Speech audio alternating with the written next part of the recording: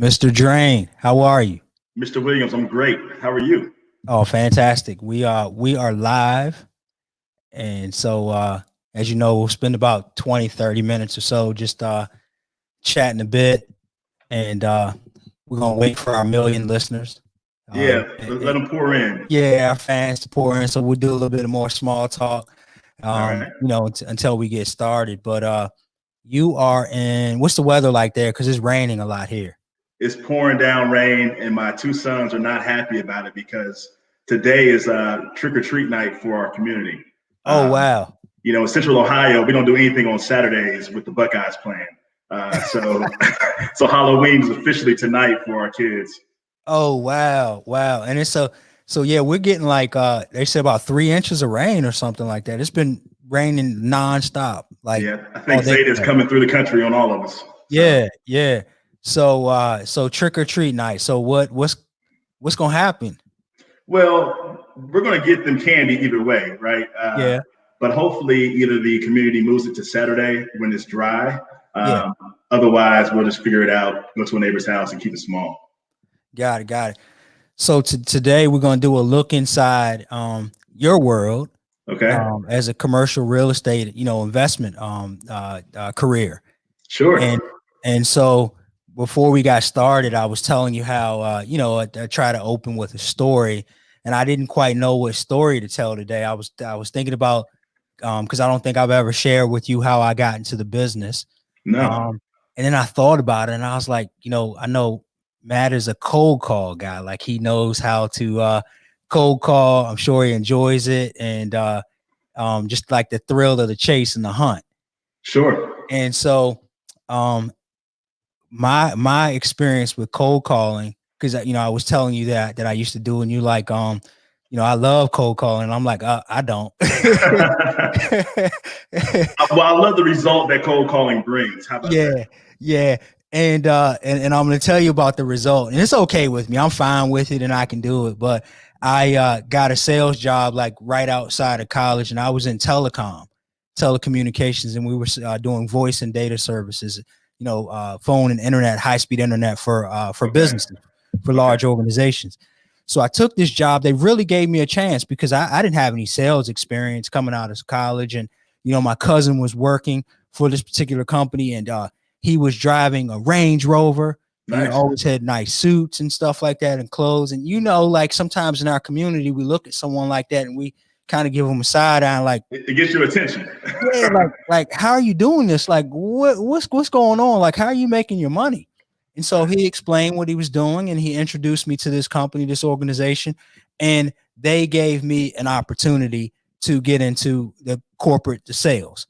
Wow. And so one of the things they mentioned, and they told me what was, what the fruits would be, like what it would look like, starting with the end in mind, but reverse engineering started with, hey, you have to have activity, right? And that activity back in, like 2000 wasn't like it is now with email and the technology. It was pretty much pick the phone up and bang out calls. Right. So Matt, we didn't have, we had our switch for telecom because it was a new facility and we didn't have our office space built out yet. Right. And so we would we sat at a conference room table, 5 salespeople with a cordless phone. Wow. And we passed the phone, the phone around, and that was our training, making phone calls, right? Cold call roulette. I love it. That was our training. Then we moved into an office, and then the deal was set. Listen, because they used to call me young man. I was the youngest guy in there, and I was just hungry. They used to call me young man. And they're like, you can't leave the office unless you make two appointments. Right. Like period, end of story, 2 a day. That's 10 a week. We don't care how many calls you make or how you do it. You got to get 2 appointments a day. Sure. So the first day, 100 calls later, like 1 appointment.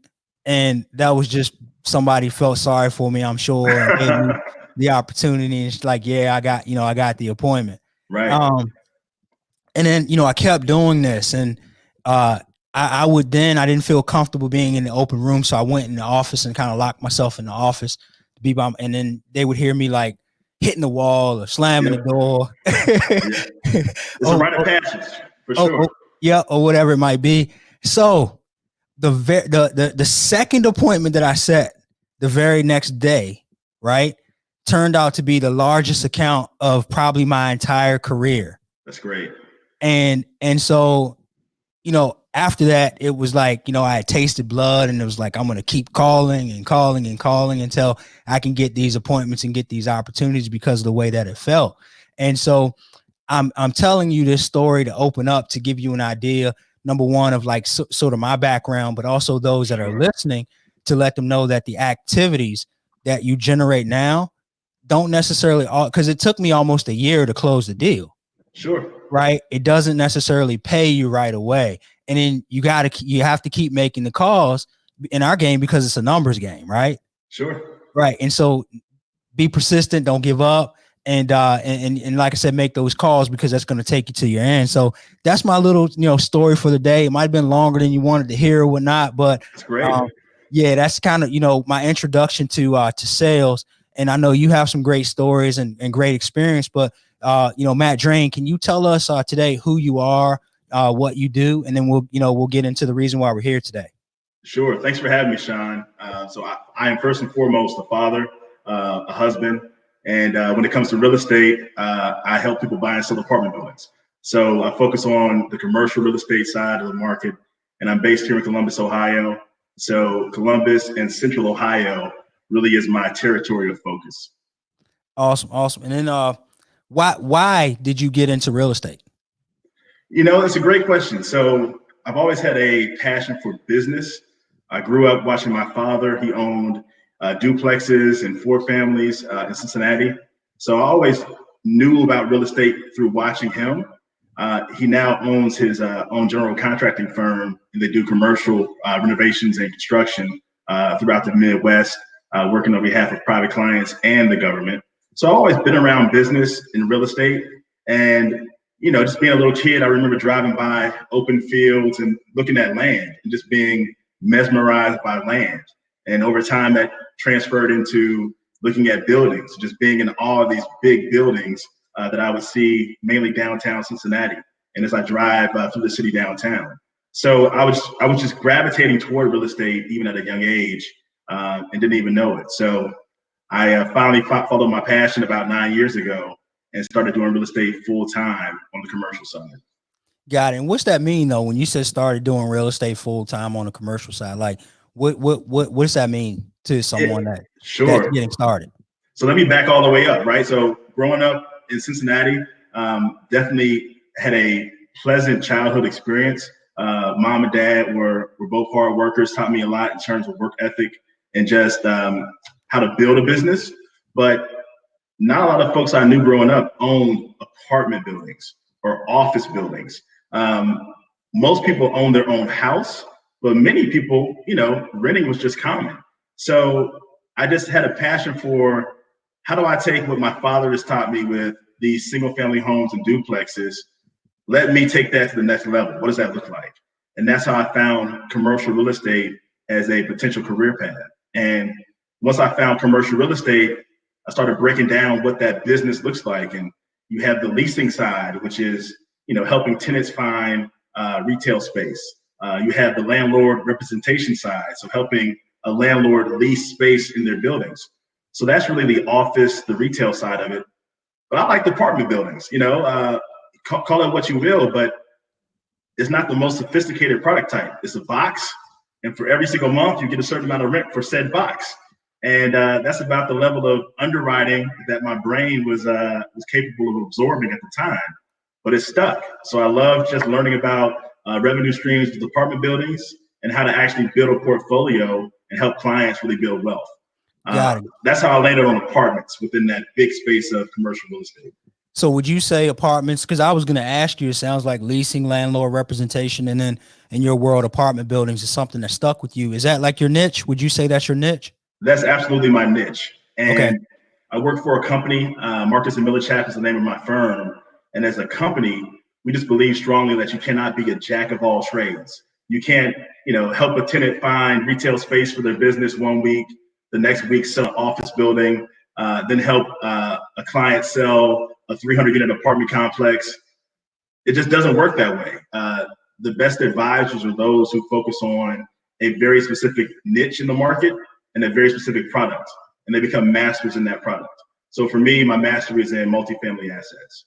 Got it. And then what if you had to say, like, I don't know, 1 to 3 bullets, things that you really look for that make a good deal in your space? Is that like a difficult question to answer? But like, no, it's not a difficult question. So the first thing I would start with is the overall location. Is the asset well located? So you know the old adage of location, location, location. That does still apply to commercial real estate, primarily because location that is close in proximity to employment drivers. Where do people work? Where do people go for entertainment? Where's their preference for living? Walkable neighborhoods. That does drive your ability to increase and to drive and push rents up. So location is important. Secondly, most of my clients are looking for an opportunity where they can either operate that asset more efficiently than the current ownership, or they can physically make an improvement to that real estate, be it exterior improvements, be it unit improvements, upgrading flooring, kitchen amenities, things that drive real dollars and can add to revenue growth.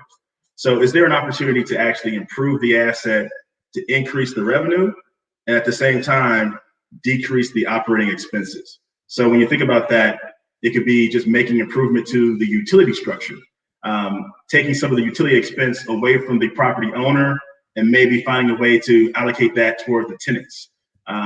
Maybe they can run it at a leaner operation. So maybe you don't need as many on-site personnel at the property to manage that asset. So is there a way to either increase revenue or decrease expenses? So location and obviously the numbers in real estate mean a lot too. So that's where we start. Okay, that's awesome. Thank you. Sure. So you stick with that formula, and that's what's helped you be very successful over the past, was it 17 years? Is that what you said? I bought my first property in 2005, but I've been doing commercial real estate full time since 2012. So okay, a little over 8 years. Got it. And so we're going to get off of the nuts and bolts of putting a deal together because you've given enough. Okay. That's enough. People can contact you if they want to, figure out how to structure a deal. If they have a deal that, maybe you can be involved in such and represent them. But what I thought was really interesting and I was curious about is hearing more about your career path, because especially today where we've lost tons of opportunities, with COVID and such. It's a really bad thing, people getting sick and dying and the economy being hurt with a loss of jobs. There are still some opportunities within other industries, sure. Right? And so my thing when we do this live stream every Thursday is to bring my network to my network, right? Sure. And it's about relationships. And so you had mentioned when you were growing up, people owned houses and folks were renting. They didn't really, own these apartment buildings and such, right? Right. And then so I have to believe that there wasn't a ton of diversity when you started, like in regards to salespeople and leaders in the commercial space. Correct. Okay. What impact did that have on your career, like in regards to driving you to be where you are today?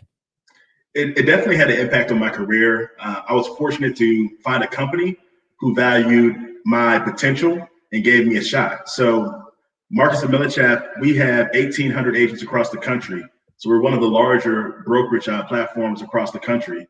And most firms, unless you came from commercial real estate pedigree, unless your father or your mother was in the business, unless you went to a top 5 business school, Ivy League, and worked as an analyst for say 5 or more years, that was your path to get into the industry.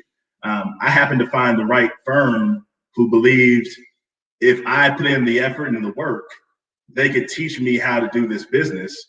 And that was the trade-off. The trade-off was you don't have any experience, you don't have any relationships, you weren't born on the country club, but if you dedicate 9 to 12 months of your life with no income, if you follow the training that at the time my manager provided, we can make you into, you know, a very successful agent that ultimately will earn 7 figures over your career.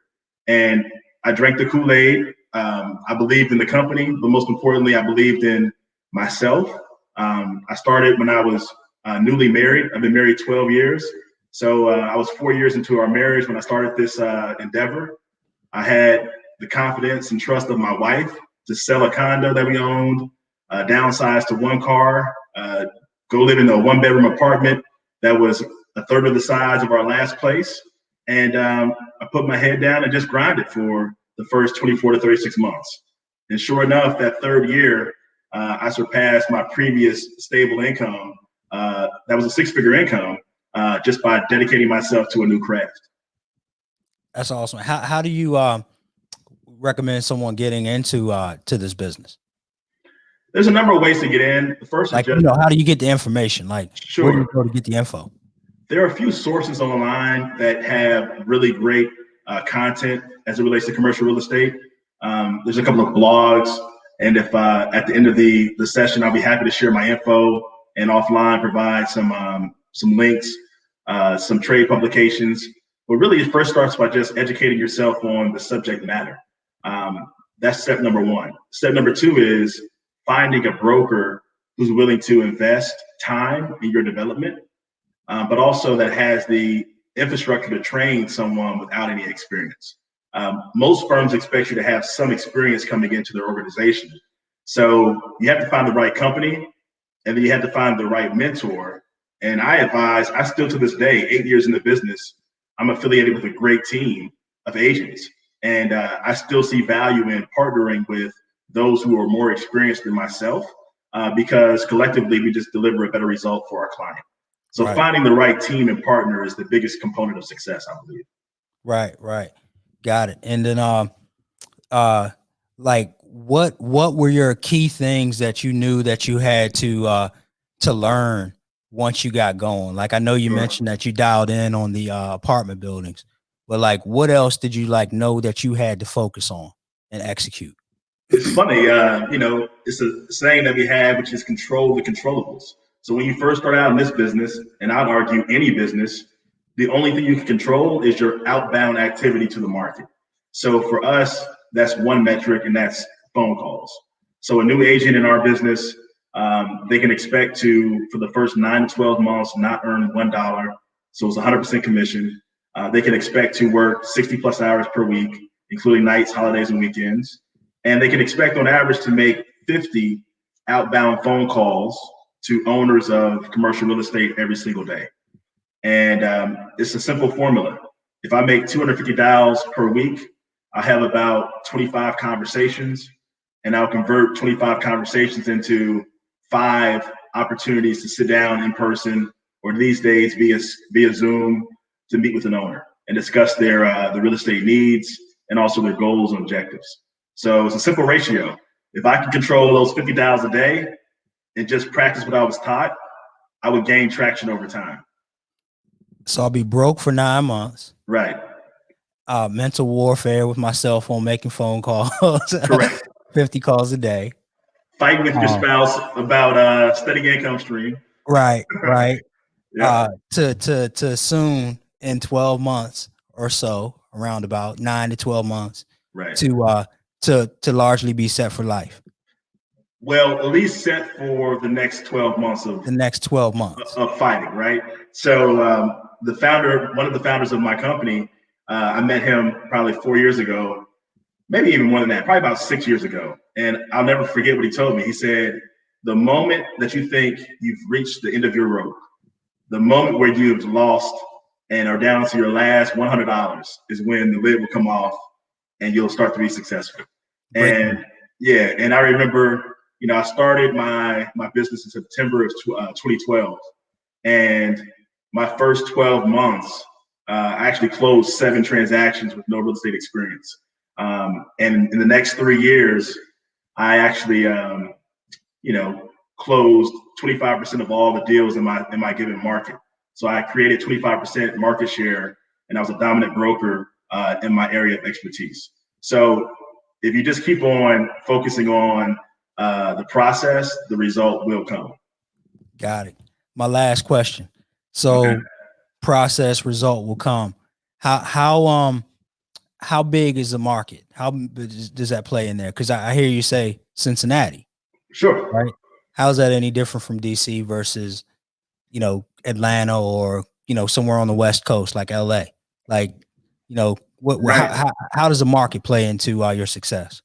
So I was fortunate enough to actually not just broker, but I actually managed an operation in Baltimore and DC. So I was able to see different business plans across different asset types, hotels, retail, apartments. And as much as there are nuances market to market, the process is the same. Pricing might fluctuate between, what a 24 unit asset in DC might be worth compared to a 24 unit asset in Columbus. But the reality of it is the fundamentals are the same. What drives demand for that asset is the buyer pool, mainly comprised of local investors, out of market capital. But the process and my job as a broker and my team's job is to create a marketplace that forces buyers to compete, yielding the highest price and best terms for the seller. And we do that in a number of ways. But as a broker, I don't determine what the price of a deal is. My job is to, with a hands-on approach, cultivate a marketplace that creates competition, driving the highest price in terms to the seller, who I often represent as my client. Got it. And how what do you need? Like, how can we help you? Like, how can one get in touch with you to get into your industry? Because I know that you're a proven leader. From our relationship, getting introduced to you, I know that you're trustworthy, and you know what you're doing, and you have success Thank you, Shawn. in doing this. And I know you've driven your teams to be successful as well. And so I would think, like, my first phone call, this mortgage thing doesn't work for me. Well, I doubt that's going to happen. You're doing very well, and big things happen over there at Fortis. I say all that to say, though, I'm gonna call you. And you'd be someone that I would contact for career advice and maybe an opportunity in your industry. But like, how should we get in touch with you, and what path should we do that to get in touch with you? Sure. I invite anyone that's listening to connect with me on LinkedIn. The link should be in the announcement for today's podcast. Also, my email address is my full name, Matthew.Drane, Drane, at marcusmillichap.com. MarcusMillichap.com. And my phone number is on my LinkedIn profile. So if you connect with me there, that's the best way to get a hold of me. So before I ask you that $1 million question, do you have any parting words for us, or anything you'd like to say? Sure. I would just encourage anyone who has an opportunity to take the risk now. And I'll say it's a risk because walking away from a stable income is certainly risky, but there is no better time than now to take control of your financial freedom of your life, to become a business owner, entrepreneur, and take these next couple of months, this next 12-month period, to really learn the craft. And this is definitely one lane that you can drive in. And if you have interest and want to get into commercial real estate, I'd be happy to walk you through the steps that you need to take to find your opportunity and find your way. So I'll leave that invitation as my parting word. If you have interest in the business, please reach out to me as well. I'll be sure to put you in the right hands. Thank you, man. I really appreciate that. Here we go. All right. So instead of it being an icebreaker, we close with this question. Folks are very fortunate lately because I have a soft heart. So I tell you beforehand, I used to just, it would be, a surprise. So, Matt, dead or alive, you get to choose one person to ask one question. Who would that person be, and what would the question be? And you can tell us why you would, want to meet that person and such, but we only get one question though. I only get one question. All right. So this is a very difficult question. Thank you for the heads up. I'm going to go personal. I'm going to go with my grandmother on my father's side. So Jimmy Marie Drane. She passed when I was 25 years old. And I would ask the same question of all my grandparents. I don't have any more living right now, but I would certainly ask her if she was proud of me, because she was one of those spirits that always had advice for me.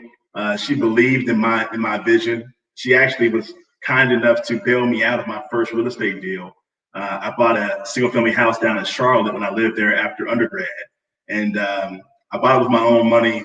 I was in the deal, but I was young enough I didn't budget for CapEx. And sure enough, I needed a roof. And, that's one of those things that at 22 years old, I wasn't thinking far enough down the road in terms of owning real estate. And she bailed me out and helped me repair that property to where I could occupy it, cash flow it, and eventually sell it for a profit. So I would just ask her if she's proud of me, and if there's anything else that she'd like for me to do with my life, because she's been a big encouragement when I was growing up. So that's my person, that's my question. But the reality of it is, she's such an inspiration to me. Someone that had a high school education, became a property owner, owned real estate, but also land. I mean, if I can't figure this thing out, walking and standing on the shoulders of folks like that, shame on me. So that is amazing. I got chills. So this question and these answers run the gamut. That's an amazing one.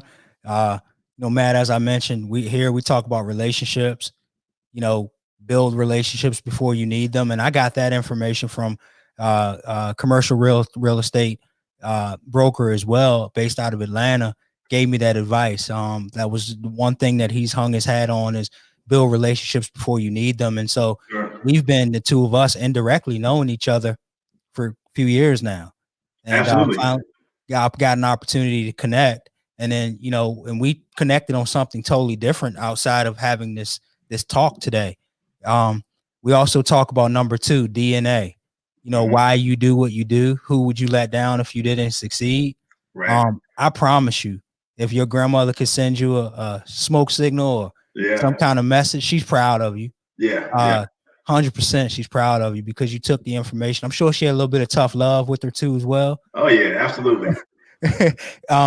She's definitely proud of you. And so that's a part of your DNA, like, seeing real estate, having a bigger picture, vision for what you're looking to, to accomplish. And then, like you said, standing on the shoulders of those that came before you. And I can tell that for your family and such, that's something that means a lot to you, because you opened up with that statement that, you're a husband and a father. Sure. That's how you started. And then lastly, Matt, we always talk about having a plan.